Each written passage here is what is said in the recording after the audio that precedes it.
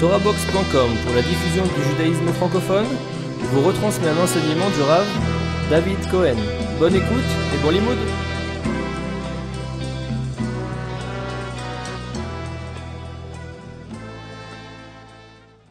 Nous sommes à la veille du mois de Nissan et bien sûr le plus important dans ce mois c'est la fête de Pessah qui Be'ezrat Hashem est dans 2 semaines.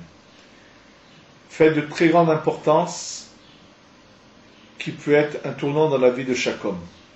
Alors nous allons commencer d'abord à expliquer le sens de qu'est-ce qu'est l'obligation de raconter la sortie d'Égypte, cette obligation qu'on a mis la Torah. En fait, le soir de Pessah, nous avons 2 mitzvot, 2 commandements qui sont des commandements de la Torah. Un des commandements est de raconter l'histoire de la sortie d'Égypte, et le deuxième est de manger de la matzah. Là-dessus, nous reviendrons après. En ce qui concerne l'histoire de la sortie d'Égypte, bien sûr, question qui saute aux yeux, c'est que en quoi est-il nécessaire de raconter des souvenirs, des choses passées, surtout que nous sommes de nouveau en exil. Bien sûr, je ne parle même pas de ceux qui vivent encore en dehors d'Eretz Israël, que pour eux c'est sûr qu'ils sont dans le galout et dans l'exil, et qu'on le veuille ou pas, c'est une réalité. Mais même nous, ici en Eretz Israël, nous sommes encore malheureusement en galout. La preuve c'est qu'on ne peut pas faire ce qu'on veut, on ne peut pas s'installer où on va en Eretz Israël. Nous sommes encore en galout pour plusieurs raisons.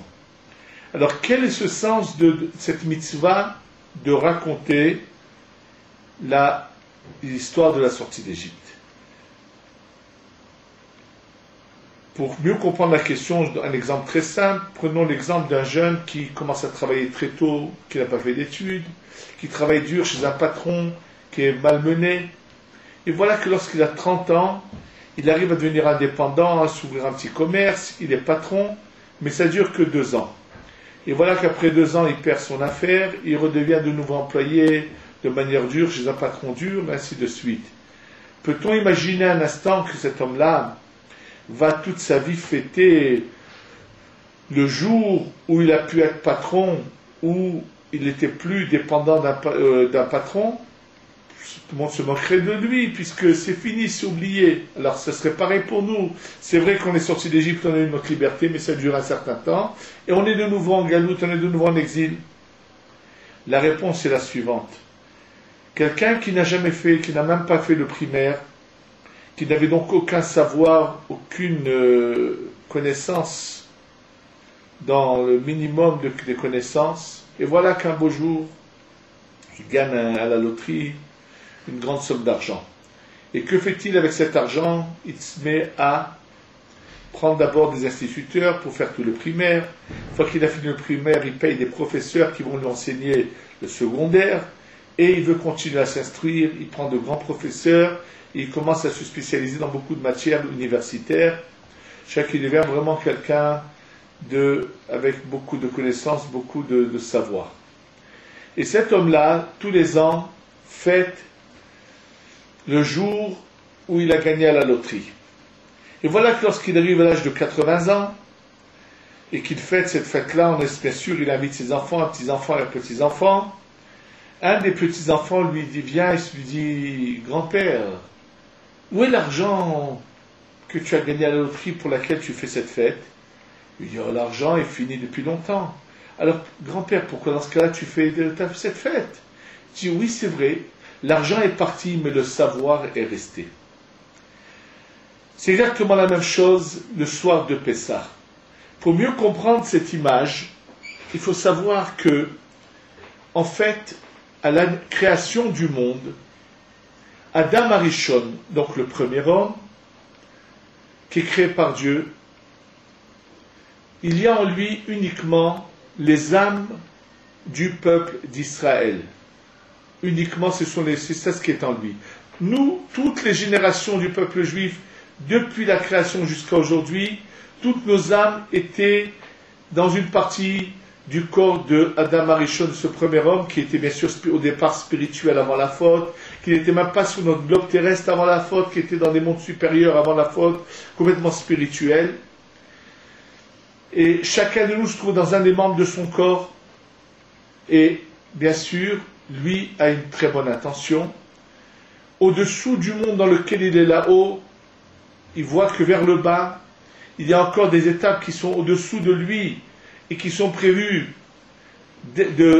d'arriver à leur réparation qu'après que lui aura fini sa réparation. Il s'agit entre autres de la source des âmes des 70 nations, des autres nations du monde, qui ne sont pas encore en ligne, comme on pourrait dire, pour venir à ce moment-là faire ce qu'elles ont à faire.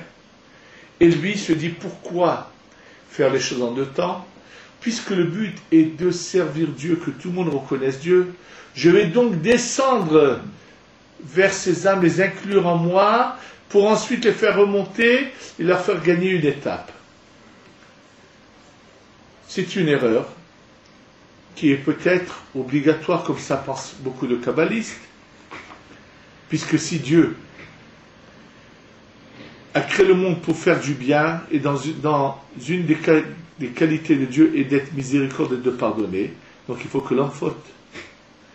Et donc il fait ce mélange, qui donc va être le mélange qui va inclure en lui toutes les fautes, toutes les âmes, des nations, avec les âmes du peuple juif.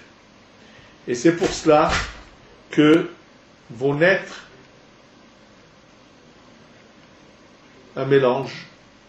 Il n'y a pas de différence au départ de la création, et cela va durer pendant plusieurs générations.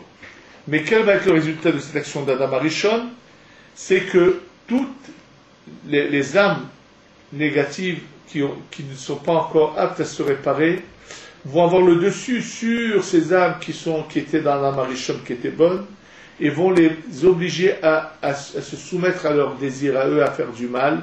C'est pour ça qu'on a des générations telles que la génération de la faute ou de déluge arrive ensuite par cause de leur faute, ou celle de la tour de Babylonie, et ainsi de suite. Donc cette idée d'Adam Arishon, ce mélange ne réussit pas du tout. Et là, Dieu dit, voit que si ça continue, le monde va être détruit, tout va être perdu. Donc il faut réparer les choses et les remettre à leur place. Adam Arishon revient lui en réincarnation dans Avraham, Yitzhak et Yaakov. Donc déjà par la faute d'Adam Arishon, les exils qui vont permettre la séparation de toutes ces âmes qui ont été mélangées sont déjà obligatoires. C'est obligatoire que ça vienne. C'est de là que tout commence. Et donc Adam Arishon revient, son âme se partage en trois. Il est réincarné dans Avraham,